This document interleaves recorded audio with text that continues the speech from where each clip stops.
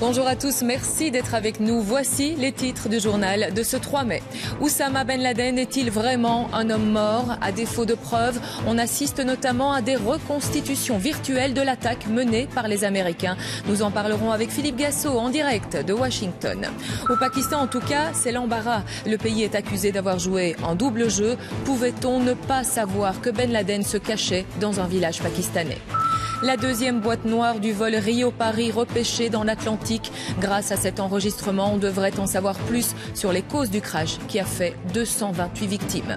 Chez nous, de la robe au dragée, en passant par le bouquet, ces futurs mariés signent des contrats de sponsoring avant de signer le livret de mariage.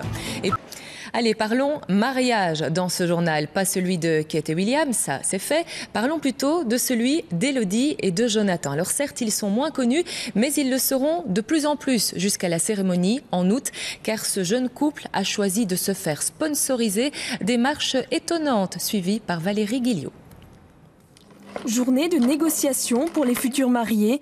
Élodie et Jonathan doivent signer un contrat de sponsoring avec cette décoratrice. De petites broches par exemple pour les demoiselles d'honneur. Mais pas de grand mariage sans débourser des sommes considérables. Le jeune couple a donc choisi de faire sponsoriser l'événement. C'est beau ? On cherchait sur Internet comment réduire un peu les coûts d'un mariage. On est tombé sur un forum français. On a vu qu'en France, ça faisait un carton depuis environ 2 ans. On a regardé en Belgique, on a vu qu'en Belgique, personne n'avait tenté l'aventure et on s'est dit, si ça marche en France, pourquoi pas en Belgique? Et donc, de là, on a commencé nos recherches, on a créé notre site Internet et puis tout s'est enchaîné. Tout s'est enchaîné. Ils ont demandé des réductions de prix à certains prestataires.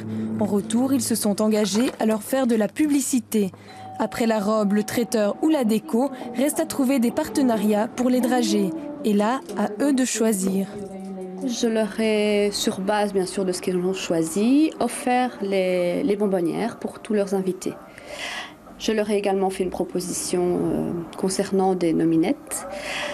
Là, à ce moment-là, ils ont une réduction de prix et s'ils prennent mes nominettes, je leur offre un gâteau de bonbons qui sera mis sur la table des enfants. Pour trouver ses partenaires, le couple a fait appel à une organisatrice d'événements, sponsor elle aussi.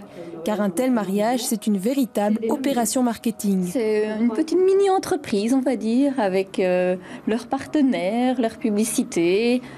Mais voilà, pourquoi il n'y a que les personnes connues qui peuvent avoir un mariage à petit prix ou offert? Pourquoi pas monsieur et madame tout le monde?